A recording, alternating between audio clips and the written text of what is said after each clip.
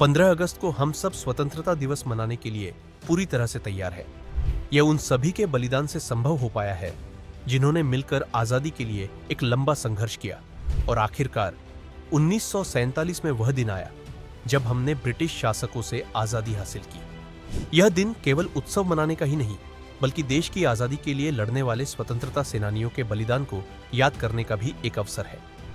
क्या आप जानते हैं कि देश के लाल किले, राष्ट्रपति भवन, संसद भवन, हर सरकारी इमारत पर हमारी सेना द्वारा ध्वजारोहण के वक्त यहां तक कि विदेश में मौजूद भारतीय दूतावास में फहराए जाने वाले झंडे कहां बनते हैं? यहां बनता है तिरंगा। दरअसल कर्नाटक के हुबली शहर के बेंगेरी इलाके में स्थित कर्नाटक खादी ग्रामोद्योग संयुक्त संघ यानी KKGSS राष्ट्रध्वज तिरंगा बनाती है। KKGSS खादी व विलेज इंडस्ट्रीज कमीशन द्वारा प्रमाणित देश की इकलौती authorised national flag manufacturing unit है, यानी इसके अलावा राष्ट्रीय ध्वज कोई और नहीं बनाता है। इसे ह्यूबली यूनिट भी कहा जाता है। 2006 से संस्था बना रही है तिरंगा। KKGSS की स्थापना नवंबर 1957 में हुई थी। इसने 1982 से खादी बनाना शुरू किया।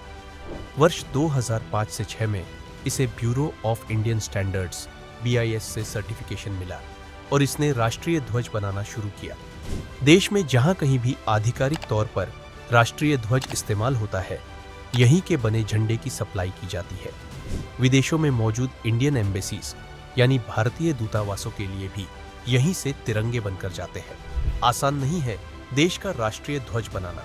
KKGSS में बनने वाले राष्ट्रीय ध्वज की क्वालिटी को BIS चेक करता है और इसमें थोड़ा सा भी डिफेक्ट होने पर रिजेक्ट कर देता है। बनने वाले तिरंगों में से लगभग 10% रिजेक्ट हो जाते हैं। हर सेक्शन पर कुल 18 बार तिरंगे की क्वालिटी चेक की जाती है। राष्ट्रीय ध्वज को कुछ मानकों पर खरा उतरना होता है, जैसे KVIC और BIS द्वारा निर्धारित रंग के शेड से तिरंगे का शेड अलग नहीं होना चाहिए। केसरिया, सफेद और हरे कपड़े की लंबाई चौड़ाई में नहीं, जरा सा भी अंतर नहीं होना चाहिए। अगले पिछले भाग पर अशोक चक्र की छपाई समान होनी चाहिए। क्या आप जानते हैं फ्लैग कोड ऑफ इंडिया 2002 के प्रावधानों के मुताबिक झंडे की मैन्युफैक्चरिंग में रंग, साइज या धागे को लेकर किसी भी तरह का डिफेक्ट एक गंभीर अपराध है और ऐसा होने पर जुर्माना या जेल या दोनों हो सकते हैं। आज का प्रश्न, कर्नाटक खादी ग्रामोद्योग संयुक्त संघ KKGSS का मुख्य उद्देश्य क्या है? A. शहरी औद्योगिकरण और बड़े पैमाने पर उत्पादन को बढ़ावा देना। B. अंतर्राष्ट्रीय बाजारों के लिए विलासिता की वस्तुओं का निर्माण करना। C. पारंपरिक शिल्प को बढ़ावा देकर ग्रामीण कारीगरों का समर्थन करना और राष्ट्रीय ध्वज, तिरंगा जैसे उत्पादों का निर्माण करके स्थानीय अर्थव्यवस्था में योगदान देना। D. केवल विदेशों में वस्त्र निर्यात करने पर ध्यान केंद्रित करना।